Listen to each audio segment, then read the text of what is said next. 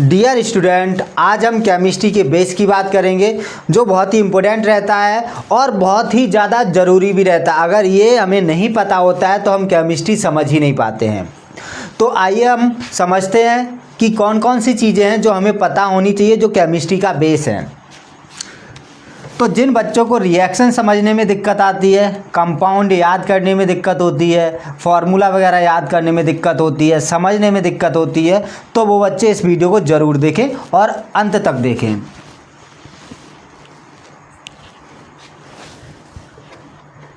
सबसे पहले हम बात करेंगे परमाणु की। परमाणु यानी कि एटॉम, इसके बारे में आप पढ़ तो चुके होंगे, लेकिन ये केमिस्ट्री का बेस है। कैसे है वो जब आप पूरा वीडियो देखेंगे तो आपके समझ आ जाएगा। सबसे पहले आप इसकी डेफिनेशन समझ लीजिए। परमाणु के लिए हम बोलते हैं यह सूक्ष्मतम कण है। पहली बात तो ये कि यह सूक्ष्मतम कण है। एक बात आपको ये ध्यान रखनी है। दूसरी बात क्या, यह स्वतंत्र नहीं रह सकता है।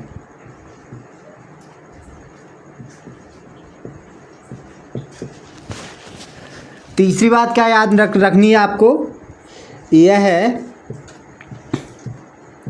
रासायनिक अभिक्रिया में भाग लेता है। ये सबसे इम्पोर्टेंट बात है, क्योंकि जब आप केमिकल रिएक्शन समझते हैं तो अगर आपको नहीं पता होता है कि रासायनिक अभिक्रिया कैसे होती है तो मतलब आपको परमाणु के बारे में डीपली जानकारी नहीं है। तो जो परमाणु होते हैं एक यौगिक के अंदर, वही रासायनिक अभिक्रिया में भाग लेते हैं। तो परमाणु क्या होते हैं आपको समझ आ गए होंगे कि यह सूक्ष्मतम कण होते हैं। जैसे मान लो हम जल की बात करें, जल के एक बूंद में हजारों नहीं, लाखों नहीं, करोड़ों नहीं, अरबों नहीं, उससे भी कई गुना ज़्यादा अणु होते हैं, और अणु से भी छोटे होते हैं हमारे परमाणु। ठीक है, तो परमाणु क्या होते हैं, ये बहुत ही ज़्यादा छोटे यानी सूक्ष्मतम कण होते हैं। यह स्वतंत्र नहीं रह सकते हैं, मतलब यह कभी अकेले नहीं रह सकते हैं, सिंगल नहीं रह सकते हैं। साथ ही साथ में यह रासायनिक अभिक्रिया में भाग लेते हैं। ये वाला पॉइंट आपके लिए सबसे ज़्यादा इम्पोर्टेंट है। तो आप समझते हैं कि जो भी रिएक्शन होती हैं वो किसकी वजह से होती हैं, इस परमाणु की वजह से। अब ये आगे चल के परमाणु क्या क्या बनता है हम वो समझने वाले हैं। यहाँ पर हम परमाणु के एग्जाम्पल की भी बात कर लेते हैं। तो परमाणु का एग्जाम्पल आपके पीरियोडिक टेबल में जितने भी एलिमेंट आते हैं उनमें से कुछ भी आप दे सकते हैं। जैसे आप हाइड्रोजन दे सकते हैं, आप नाइट्रोजन दे सकते हैं, एग्जाम्पल में आप ऑक्सीजन दे सकते हैं, ठीक है, आप आयरन दे सकते हैं। तो ये सारे आप एग्जाम्पल दे सकते हैं। इसके बाद में हम अगली जो बात करेंगे वो बात करेंगे तत्व की। काफ़ी बच्चे यही कन्फ्यूज में रहते हैं कि भाई परमाणु और तत्व एक्चुअल में क्या होते हैं, फ़र्क नहीं पता चलता है कि परमाणु क्या है, तत्व क्या है। तो हम समझेंगे अभी तत्व के बारे में। तत्व किसी भी पदार्थ का शुद्ध रूप होता है। तो शुद्ध रूप को हम क्या कहते हैं, तत्व कहते हैं। मतलब पदार्थ का शुद्ध रूप तत्व कहलाता है।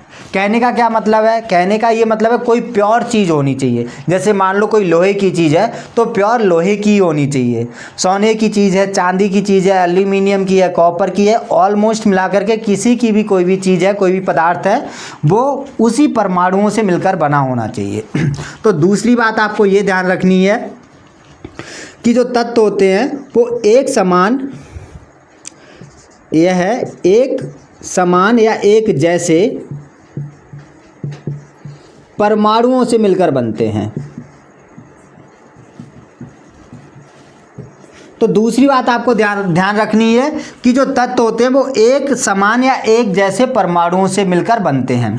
जैसे मान लो आपने बात करी कि सर लोहे की कील है, तो लोहे की कील को हम क्या बोले, परमाणु बोले या तत्व बोले। तो आप लोहे की कील को परमाणु नहीं बोलेंगे, यहाँ पर तत्व बोलेंगे। क्यों, क्योंकि हम तत्व के बारे में क्या बोल रहे हैं कि किसी भी पदार्थ का शुद्ध रूप क्या होता है, तत्व होता है।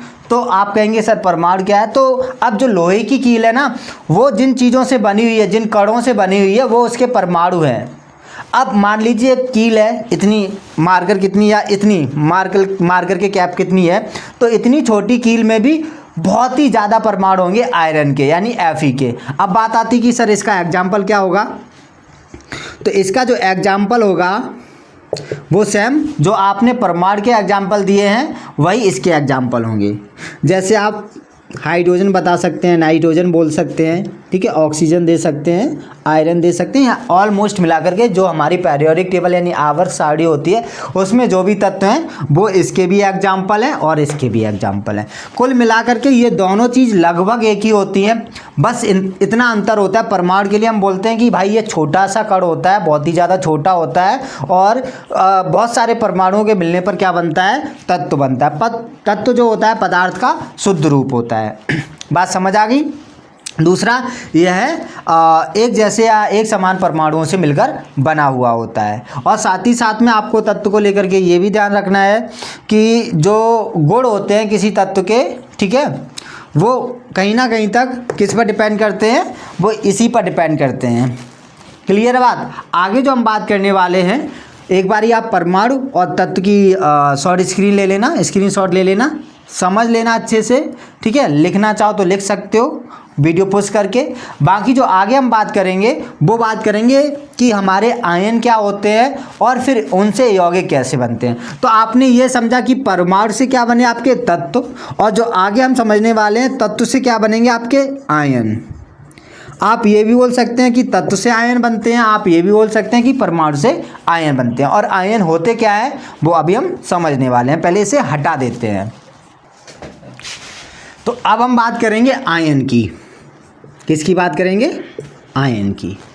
आयन क्या होते हैं, जब परमाणु पर, किस पर, परमाणु पर आवेश आ जाता है। क्या आ जाता है, आवेश। आवेश मतलब चार्ज आ जाता है, तो उस परमाणु को हम आयन बोलने लगते हैं। परमाणु ना बोल करके क्या बोलेंगे, आयन। एक्चुअल में वो है परमाणु ही, उसे हम उस परमाणु को तत्व भी बोल सकते हैं। लेकिन जब चार्ज की बात आती है, आवेश की बात आती है, उसे इस तरीके से वो दिख रहा है कि हमें लग रहा है कि उस पर चार्ज है, तो हम उसे परमाणु ना बोल करके, तत्व ना बोल करके क्या बोलेंगे, आयन बोलेंगे। इसे और सिंपल हम समझते हैं एग्जाम्पल के द्वारा। तो मान लीजिए हमने यहाँ पर लिया हाइड्रोजन ही ले लिया, ठीक है। अब हाइड्रोजन आपको कुछ इस तरीके से दिख रहा है, तो आप इसे आयन नहीं बोलेंगे, क्या बोलेंगे, या तो आप इसे तत्व बोलेंगे या तो आप इसे परमाणु बोलेंगे। कुछ भी बोल सकते हैं, तत्व आप परमाणु में से कुछ भी बोलेंगे, दोनों में से कुछ भी गलत नहीं होगा, चाहे तत्व बोले चाहे परमाणु बोले। लेकिन आप इस पर जब चार्ज लगा देंगे, चार्ज लगाने के बाद में आप इसे परमाणु या आयन नहीं बोलेंगे, क्योंकि जैसे ही इस पर चार्ज दिखने लगता है या चार्ज आ जाता है तो ये जो परमाणु होता है वो क्या बन जाता है, आयन बन जाता है। तो कोई भी परमाणु आयन कब बनता है, जब उस पर क्या आ जाता है, आवेश यानी चार्ज आ जाता है। आवेश दो प्रकार के आते हैं आपके, या तो पॉजिटिव होगा या नेगेटिव होगा, यानी चार्ज जो होंगे वो पॉजिटिव होंगे या नेगेटिव होंगे, प्लस या माइनस के, ठीक है। तो आयन हमारे क्या होते हैं, आयन भाई परमाणु पर जब आवेश आ जाता है तो वो हमारे आयन होते हैं। तो हम ये बात समझ रहे हैं कि परमाणु से ही क्या बन रहे हैं आपके, परमाणु से ही बन रहे हैं आपके आयन, और परमाणु से ही क्या बन रहे थे आपके तत्व। तो आप समझ पा रहे हैं ना कि परमाणु कितना ज़्यादा इंपॉर्टेंट है। तभी तो आप पूरे 11वीं के क्लास में पूरा एक चैप्टर पढ़ते हैं परमाणु से रिलेटेड, है ना। तो इसी वजह से, क्योंकि हम डीपली समझना चाहते हैं कि परमाणु एक्चुअल में है क्या। तो आयन मतलब परमाणु पर जब क्या आ जाए, आवेश आ जाए। एग्जाम्पल जैसे H+, ठीक है, O-2 या SO4-2 या फिर Cu+, इस तरीके से हमारे आयन के एग्जाम्पल होंगे, जिसमें प्लस का भी हो सकता है माइनस का भी हो सकता है। आपको प्लस या माइनस से अभी मतलब नहीं है, बस आपको इतना ध्यान देना है कि अगर परमाणु पर चार्ज है तो मतलब वो आयन होगा। अब हम बात कर लेते हैं कि आयन हमारे कितने प्रकार के होते हैं। तो आयन के प्रकार, आयन जो होते हैं हमारे वो दो प्रकार के होते हैं, जिसमें पहला हमारा है धनायन। धनायन मतलब जब किसी परमाणु पर धन आवेश आ जाता है। कौन सा आवेश आ जाता है, धन आवेश, तो वो क्या बन जाता है, धनायन बन जाता है। जैसे H+ आ गया तो ये हमारा क्या कहलाएगा, परमाणु, धनायन कहलाएगा। जैसे Ca+2 हो गया, क्या होगा, धनायन। Na+ हो गया, क्या होगा, धनायन। तो इस तरीके से हमारे जो भी परमाणु होंगे अगर उन पर प्लस का चार्ज आ रहा है यानी धन आवेश आ रहा है तो वो हमारे कहलाएंगे धनायन। तो धनायन की सिंपल सी डेफिनेशन है कि परमाणु पर कौन सा आवेश आ जाए, धन आवेश आ जाए तो उन्हें हम बोलेंगे धनायन। और एक बात याद रखना, धनायन और ऋणायन इन दोनों के मिलाने पर ही हमारे कौन से यौगिक बनते हैं, कमेंट पे बताना, बाकी हम बता दे रहे हैं। धनायन और ऋणायन के मिलाने पर हमारे अकार्बनिक यौगिक या आयनिक यौगिक बनते हैं। इन आयनिक यौगिकों को ही हम अकार्बनिक यौगिक भी बोलते हैं। इन्हें दूसरा जो हम टाइप बात करने वाले हैं वो है हमारा ऋणायन। इन्हें विस्तार से समझने के लिए आपको इन दोनों के बारे में पता होना चाहिए। बाकी हम किसी अगले वीडियो में बात करेंगे कि किस तरीके से हमारे कंपाउंड बनते हैं। ऋणायन क्या होते हैं, जब परमाणु पर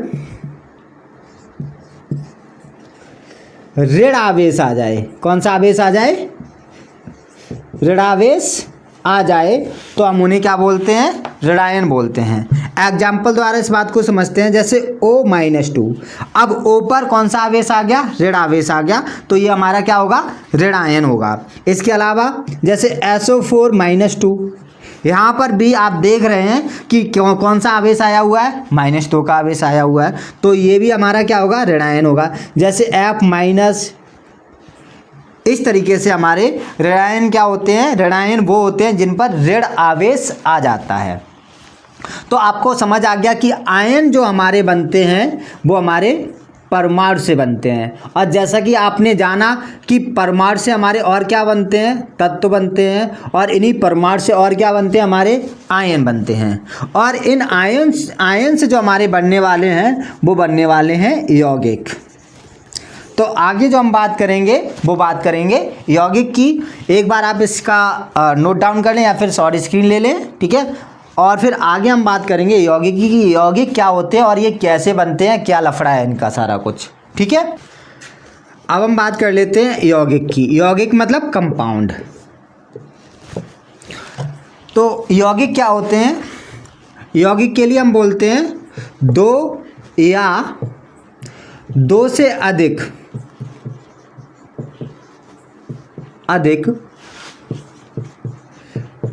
तत्वों के मिलने पर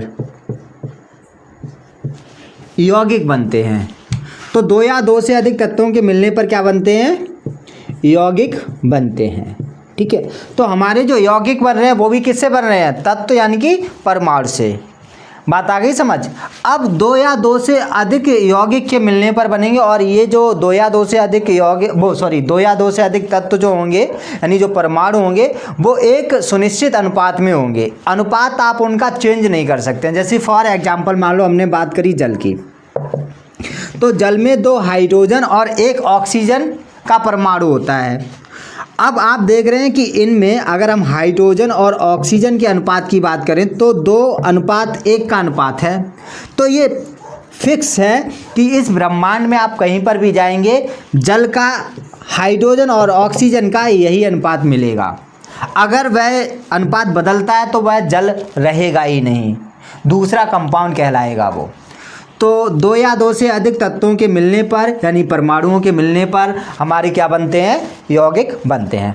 बाकी यौगिक कितने प्रकार के होते हैं, कैसे बनते हैं, हम समझेंगे कि यौगिक कैसे बनते हैं। क्योंकि आप जब रिएक्शन करते हैं तो आपको सबसे पहले रिएक्शन के अंदर यानी कि रासायनिक अपक्रिया के अंदर पता होना चाहिए कि ये कंपाउंड कैसे बना हुआ है, इसमें किस प्रकार के बंध हैं, कैसे ये ब्रेक होगा, कौन सा परमाणु इसका टूट करके या आयन टूट करके अलग होगा और जुड़ेगा जा करके वो, ये सारी चीज़ें हम नेक्स्ट वीडियो में बात करने वाले हैं। तो अगले वीडियो का आप इंतज़ार कीजिए। अगर यह वीडियो आपको समझ आया हो, अच्छा लगा हो तो आप इस वीडियो को लाइक करिए।